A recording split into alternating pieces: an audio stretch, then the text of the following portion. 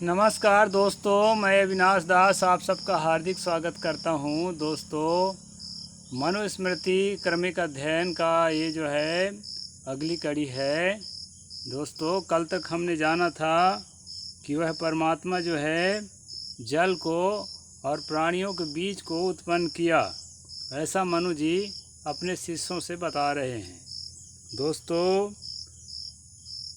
कल हमें जानकारी मिली थी कि जो संसार को पैदा करने वाला ब्रह्मा है, वो जो है संपूर्ण सृष्टि के कारण, मतलब संसार सृष्टि के कारण का मतलब जिन जिन चीज़ों से, जिन जिन कार्यों से संसार को बनाया जाए, वो सब को साथ लेकर के और जो है अपने अव्यक्त स्थिति से, असत स्थिति से और अनित्य स्थिति से वो सत और व्यक्त रूप में उत्पन्न हुआ, जिसको ब्रह्मा नाम से जाना गया।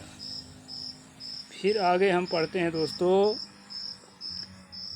तस्मिन् अंडे स भगवान सित्वा परिवत्सरम स्वयमेवात्मानं ध्यानात् दंडमे करोद दुद्धा। ये श्लोक नंबर 12 है। मनु कहते हैं, अपने दिन आदि के मान से वर्ष पर्यंत ब्रह्मा उस अंडे में रहकर स्वयं अपने ही ध्यान से उस अंडे को 2 खंड कर दिया। साथियों, वो जो अंडा जगत में जो पहली बार जो अंडा हुआ था, परमात्मा की दया से उस अंडा में यहाँ कहा जा रहा है कि ब्रह्मा ने अपने दिन आदि के मान से, अंडा के अंदरे हैं ब्रह्मा, और दिन आदि के मान से वर्ष पर्यंत उस अंडे में रहकर 1 साल तक अंडे में रहा हो। और वो 1 साल कितना दिन होता है मालूम? 4 अरब 32 करोड़ वर्ष का एक दिन ब्रह्मा का बताया है। आगे आएगा इसी किताब में और कई पुराणों में है ये बात।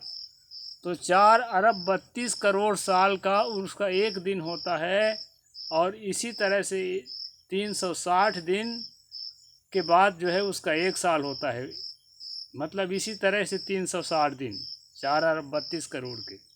तो 1 साल में अंडे में रहने के बाद जो है, आप गुणा कर लेना दोस्त हैं, वो जो है अब वो भी ध्यान के, जैसे परमात्मा ने ध्यान किया था अंडा को बनाने के लिए, वैसे ब्रह्मा ने भी ध्यान किया और उस अंडे को 2 खंड कर दिया साल भर के बाद। ताभ्याम सा सकलाभ्याम चा दिवं भूमिं चा निर्ममे मध्ये व्योम दिशाष्टावपाम स्थानं च शाश्वतम्। श्लोक नंबर 13। ब्रह्मा ने दोनों खंडों से क्रमशः आकाश, पृथ्वी और मध्य में स्वर्ग, 8 दिशाएं और 8 समुद्र जल के बनाए।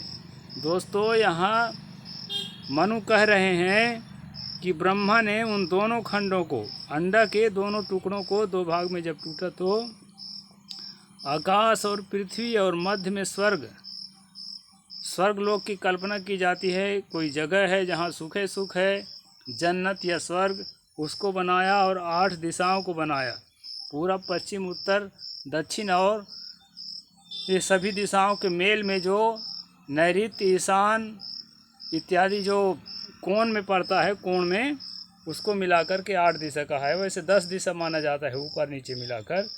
तो ये सब दिशाओं को उन्होंने बनाया और समुद्र के लिए, इस जल के लिए स्थान बनाया, समुद्र जल के लिए स्थान बनाया।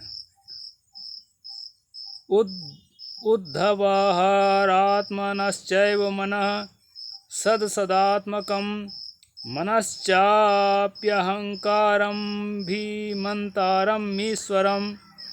फिर सत असत स्वरूप आत्मा से, मन और ईश्वर से भी अभिमान करने वाले अहंकार तत्व को उत्पन्न किया।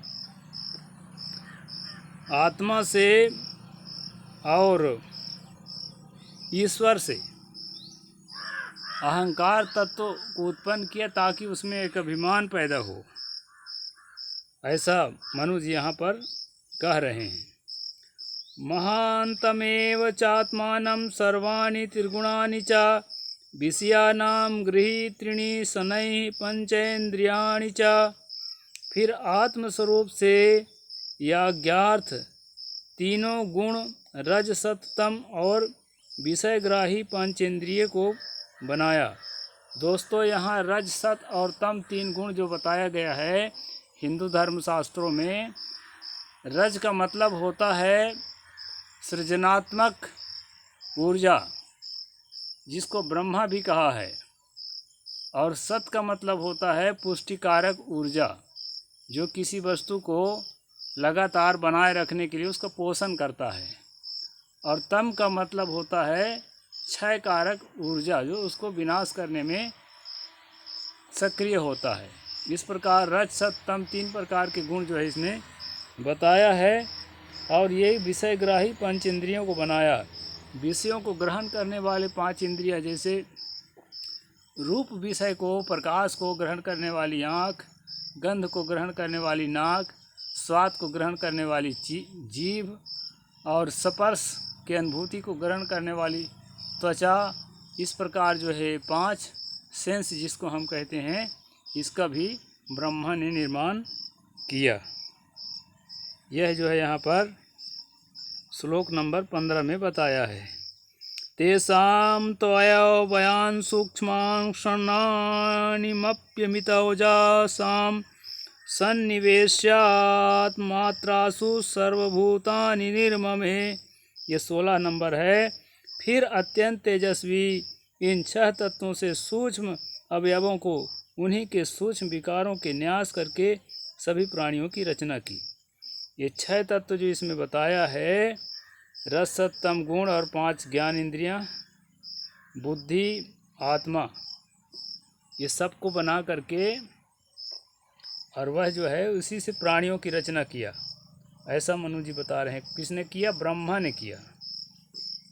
यन्मूर्तिरव्यया सूक्ष्मास्तस्माश्रयन्ति षट् तस्मात् शरीरात्मीयाहुस्तस्य मूर्तिमनीषिणः। इस ब्रह्मा मूर्ति को ये 6 सूक्ष्म अवयव आश्रय हैं। इसी कारण से महात्मा लोग इसे ब्रह्म मूर्ति को शरीर कहते हैं। ये 6 प्रकार के अवयव जो यहाँ बताया है, 6 अवयवों से 6 मतलब इंग्रेडिएंट्स से शरीर को ब्रह्मा ने बनाया, इसलिए इस शरीर को ब्रह्म मूर्ति भी कहा जाता है। ऐसा यहाँ मनु जी का कहना है। तदा विसन्ति भूतानि महान्ति सहकर्मभिः मनश्च वयः सूक्ष्मैः सर्वभूत कृतव्ययम्। ब्रह्मा में आकाश आदि महाभूत अपने अपने कर्मों के साथ उत्पन्न होते हैं। उसे अहंकार रूप ब्रह्म में सभी प्राणियों के निमित्त और अनैश्वर मन अपने सूक्ष्म रूपों के साथ उत्पन्न होता है। दोस्तों, यहाँ पर जो है परमात्मा द्वारा ब्रह्मा की रचना और ब्रह्मा द्वारा शरीर की रचना और शरीर में मन की स्थापना, इस सब बातों की चर्चा यहाँ पर मनु जी कर रहे हैं। और इसलिए यह सब चर्चा की जाती है ताकि जो है लोगों को पूरा भरोसा हो कि है कोई परमात्मा जो सारा संसार को निर्मित करता है और जो है इसको जो है संचालन करता है और आपको फ़ायदा और नुकसान भी पहुंचाता है, क्योंकि वो सबका मालिक है। उसकी बात आपको मानना चाहिए। उसकी बात अगर नहीं मानेंगे तो आप दंडित किए जाएंगे। इसलिए परमात्मा की स्थापना का प्रसंग अभी चल रहा है दोस्तों। फिर आगे अन्य बातें आएंगी। एक श्लोक और ले लेते हैं। तेषामिदं तु सप्तानां पुरुषाणां महौजसां सूक्ष्माभ्यो मूर्तिमात्राभ्यः संभवतव्यायादव्ययम्। इन परम तेजस्वी महतत्व अहंकार और पंच तन्मात्रा 7 तत्वों के शरीर बनने वाले भाग से यह नश्वर संसार अव्यय से उत्पन्न होता है। अव्यय का यहाँ मतलब है जिसका कभी व्यय न हो, अर्थात परमात्मा से ये जो है 5 तन्मात्रा इसी को कहते हैं, मिट्टी पानी आग हवा आकाश को। और अहंकार, जो मन में अहंकार होता है, महतत्व, यहाँ जो है सांख्य शास्त्र में महतत्व कहा है, तो उसी के आधार पर यहाँ लिखते हैं ये, इन 7 तत्वों से बनने वाले भागों में यह नश्वर संसार से उत्पन्न होता है। तो इस प्रकार दोस्तों 19 नंबर श्लोक तक हम आप पहुँचे हैं, समय ज़्यादा हो रहा है, फिर धीरे धीरे हम आगे बढ़ेंगे और इसके मेन मकसद को समझेंगे। जब तक हम यह नहीं समझेंगे कि हमारे मन को मोहने वाले कैसी कैसी बातें हैं, जिन बातों से हम जो है अच्छी तरह से, जिन बातों में खो जाते हैं, जिसके कारण हमें लूटा जाता है, जाति के नाम से, संप्रदाय के नाम से और बहुत सारी चीज़ों के नाम से, उसको मर्म से जानने के लिए दोस्तों मनुस्मृति का पढ़ना हर हिंदू के लिए ज़रूरी है। और हर एपिसोड में आप खूब प्रचार करें ताकि जो है अन्य लोग भी इसका लाभ लें, और शेयर करें। सब्सक्राइब नहीं किए हैं तो सब्सक्राइब करें। दोबारा सब्सक्राइब नहीं करेंगे दोस्तों, नहीं तो 1 नंबर मेरा कम हो जाता है।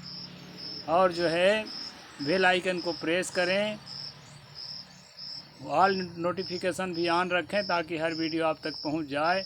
कमेंट करके ज़रूर कोई बात अगर पूछना है या कोई बात बताना है तो कमेंट ज़रूर करें दोस्तों। इतना ही आज का वीडियो रहेगा। साहिब बंदगी, जय जोहार।